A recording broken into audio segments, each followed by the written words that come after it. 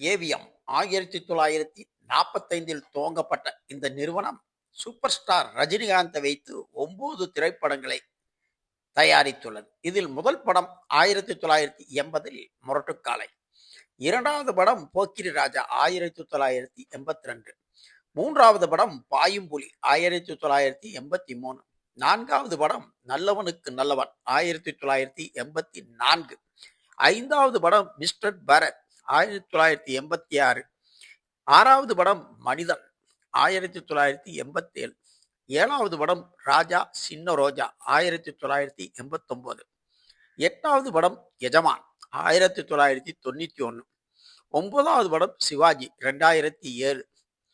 இந்த 9 படங்களில் 7 படங்களை இயக்கியிருப்பவர் எஸ்பி முத்துராமன். ஒரு படம் ஆர்.வி. உதயகுமார், மற்றொரு படம் சிவாஜி சங்கர் இயக்கத்தில் வெளிவந்துள்ளது. அனைத்து படங்களும் மாபெரும் வெற்றி படங்கள் என்பது குறிப்பிடத்தக்கது.